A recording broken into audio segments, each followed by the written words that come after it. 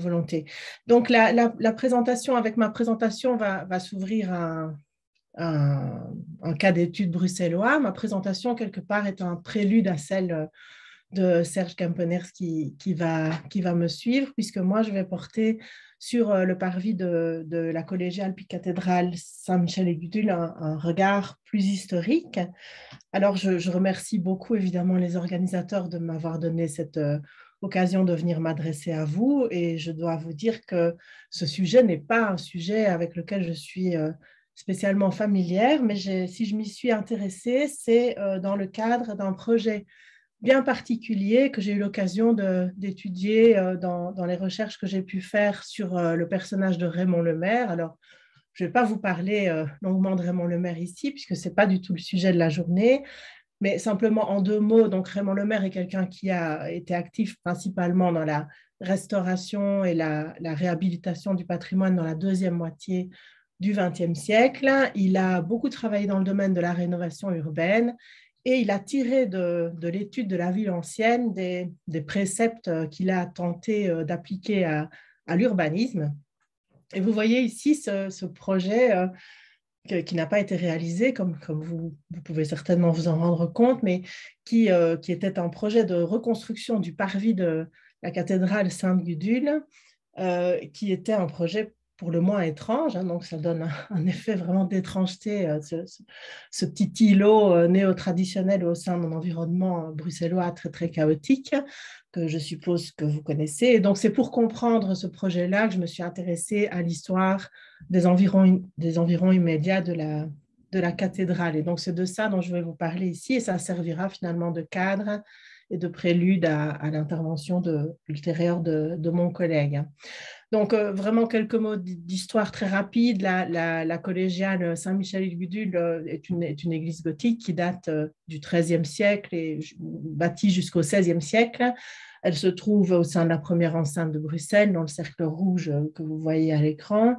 Elle est vraiment intégrée dans le tissu urbain, mais aussi enserrée du mur d'un cimetière. Alors, finalement, il y a un parallèle à faire avec le cas d'Einsiedeln qu'on a vu précédemment, puisque, étant donné son implantation sur une colline, sur le flanc d'une colline, pardon, eh bien, la collégiale surplombe en fait, la façade ouest de la collégiale puis cathédrale est en surplomb sur la ville. Donc, elle s'avance sur un plateau qui a vu plusieurs versions d'un dispositif d'escalier, de terrasse qui lui permettait d'être raccordé à la ville basse. Mais jusqu'au XIXe siècle, elle est vraiment intégrée dans un tissu urbain assez dense qui est fait de maisons bruxelloises, des petites maisons à pignons typiquement bruxelloises qui constituaient le quartier autour de cette cathédrale. Et donc, son échelle, on va dire, était magnifiée par la présence de cet environnement-là. Alors, au XIXe siècle, comme beaucoup de grands monuments gothiques, la collégiale fait l'objet de premières restaurations. Elle est d'ailleurs l'un des premiers édifices en Belgique à faire l'objet d'une restauration, d'abord par l'architecte Tilman François Seuss. On complète les décors gothiques qui manquent, on régularise la symétrie de sa façade, enfin un peu dans l'esprit de ce qui se fait dans beaucoup de monuments historiques à l'époque, et aussi on retravaille tout le dispositif d'accès avec le grand escalier monumental qui permet d'accéder au plateau sur lequel elle prend place, donc au milieu du XIXe siècle.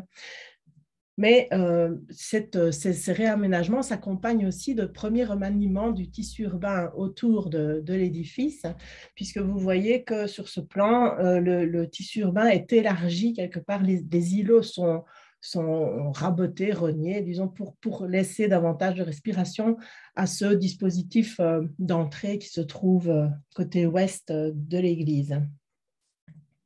Néanmoins, à cette époque-là, on ne peut voir ce grand dispositif et la façade ouest de l'église que de biais. Donc, soit qu'on arrive par la rue de la collégiale que vous voyez ici, soit qu'on arrive par la rue du Marquis.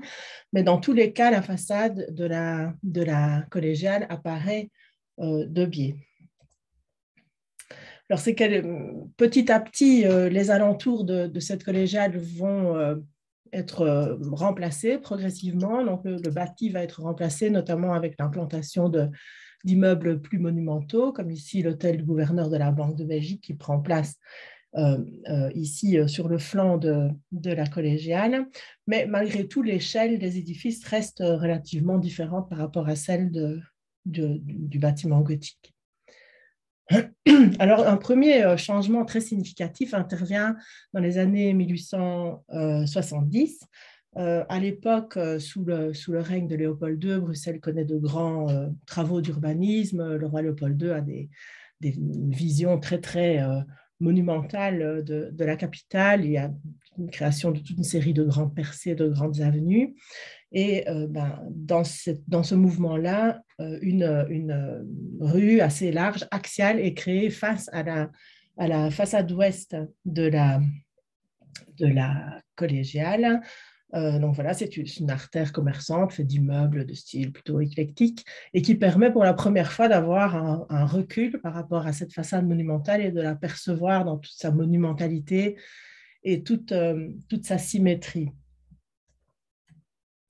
Alors, c'est là qu'il vaut la peine de faire un tout petit excursus sur le personnage de Charles Bulls. Bon, sans doute en avez-vous aussi entendu parler. Donc, Charles Bulls, c'est quelqu'un qui est bourgmestre de Bruxelles durant les 2 dernières décennies du 19e siècle et qui va être on va dire un opposant, en tout cas, ou en tout cas qui va opposer une certaine résistance aux volontés de Léopold II de monumentaliser la capitale, donc en tentant de sauver certains quartiers de Bruxelles qui, sans comporter de bâtiments très monumentaux, avaient un intérêt du point de vue plutôt pittoresque ou historique.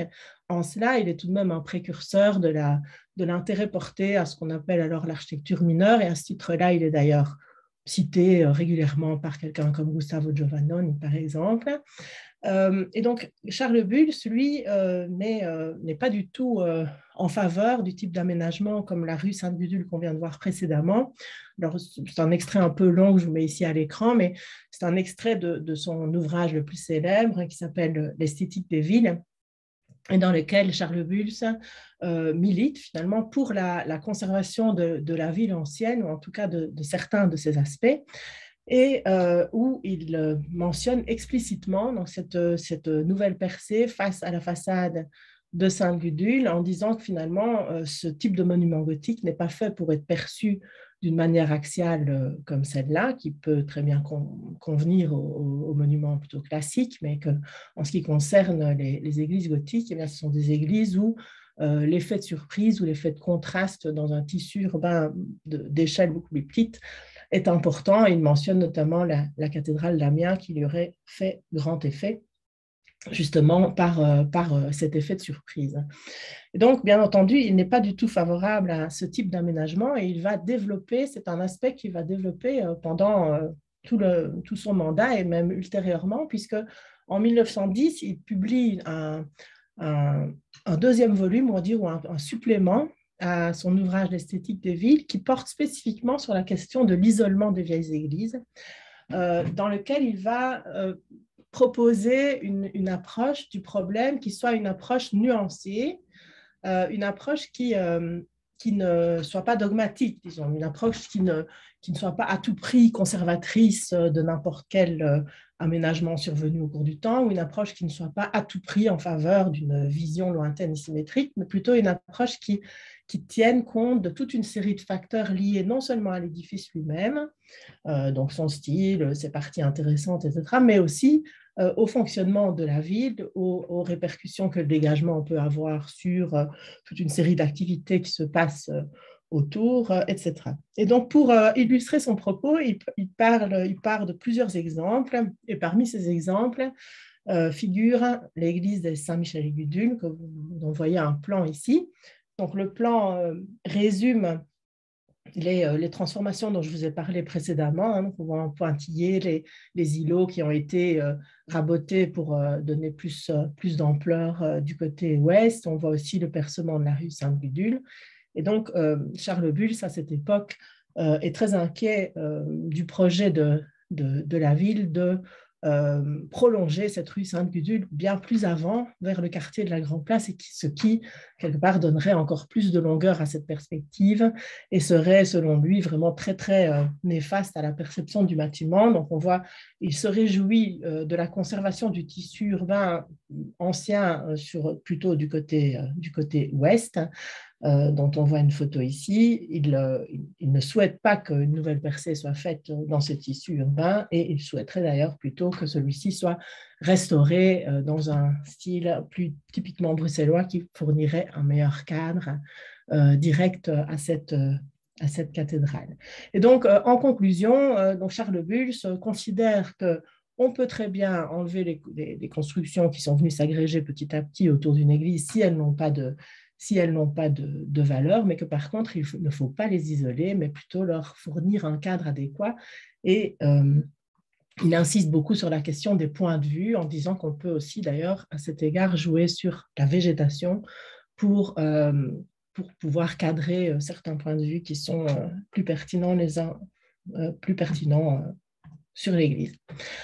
Alors, bien entendu, il a dû rapidement se retourner dans sa tombe, Charles Bulls, puisque vous savez que dès la fin du 19e siècle, on parle à Bruxelles de créer une jonction ferroviaire souterraine entre les deux grandes gares, donc la gare du Midi et la gare du Nord, donc, qui ne communiquent pas entre elles, sauf par une ligne de tram sur les grands boulevards qui sont ici.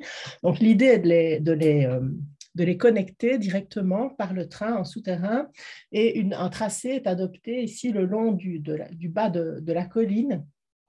Et vous voyez que ce tracé passe vraiment à proximité directe de la collégiale. On voit ici un plan un peu plus rapproché.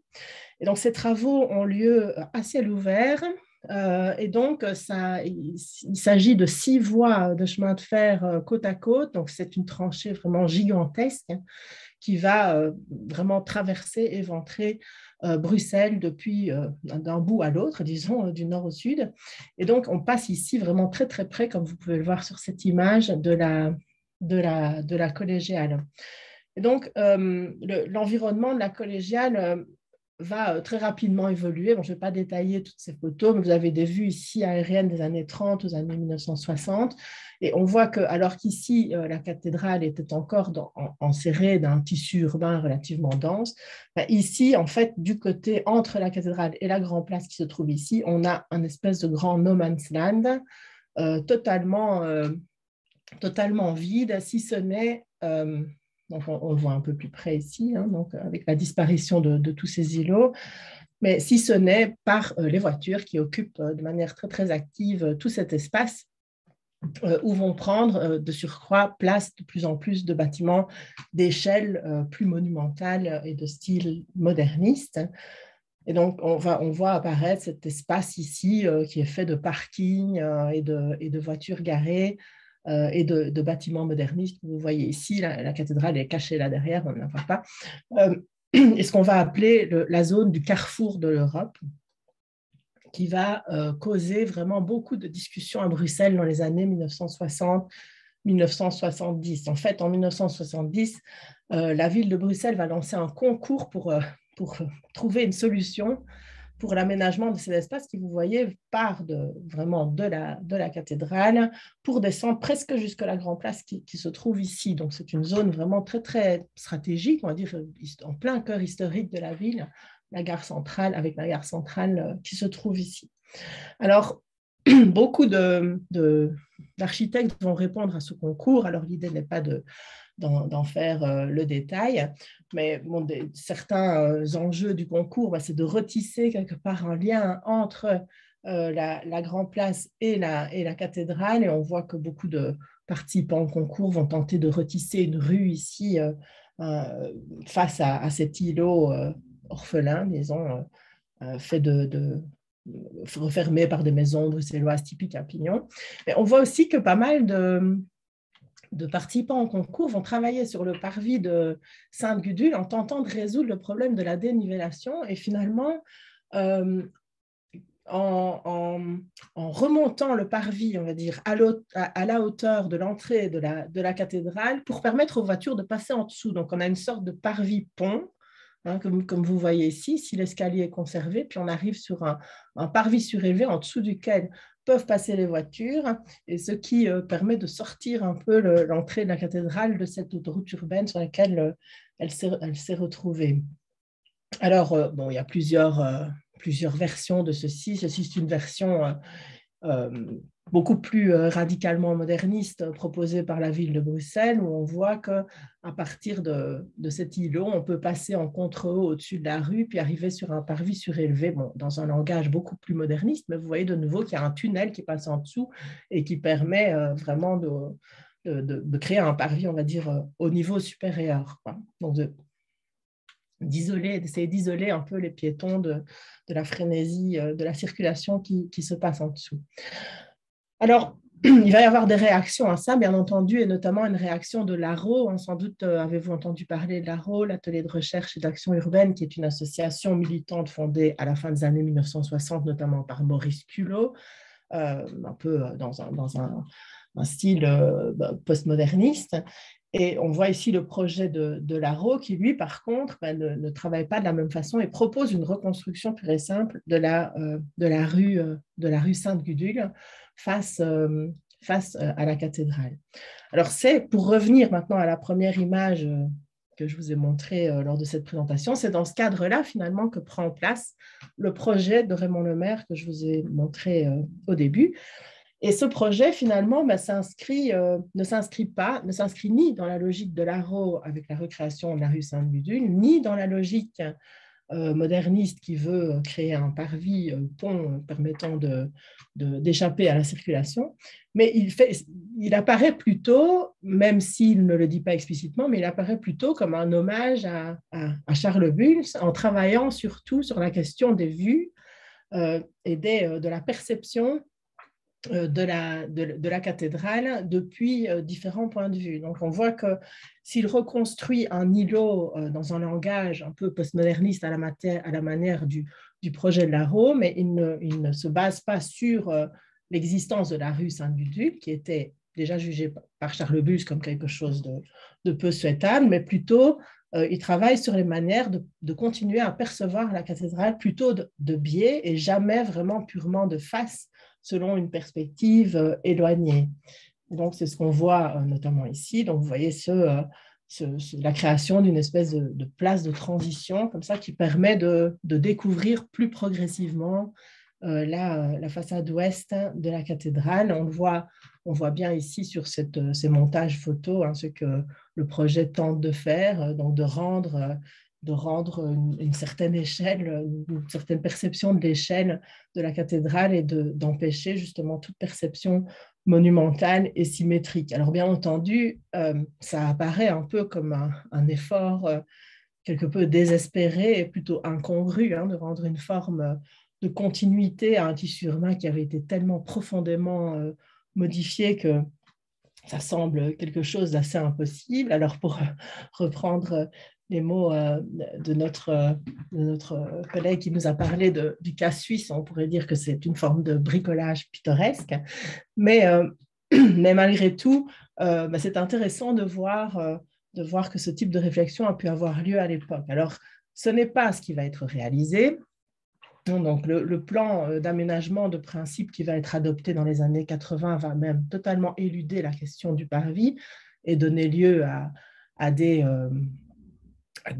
aménagements très, très pauvres, tels qu'on peut les voir aujourd'hui face à la sortie de la gare centrale. Mais par contre, on va dans les années 1900, fin des années 1980, mais là, on va avoir une forme de triomphe du postmodernisme avec la construction de ce bâtiment qui tente de fraterniser avec la cathédrale qui s'appelle l'immeuble Le Marquis, mais sans pour autant résoudre aucunement la question du parvis et la question du rapport de la cathédrale avec la ville basse, puisqu'on conserve ces deux malheureux jardin, enfin espace vert, disons, avec un beau parking au centre, axial, Et donc, c'est sur cette image que je vais clôturer ma présentation et je pense que c'est sur celle-là que va la commencer Monsieur Kempener. C'est donc il pourra vous raconter la fin de l'histoire. Hein. Voilà. Merci beaucoup de ce brio avec lequel vous nous avez raconté ces siècles de travaux.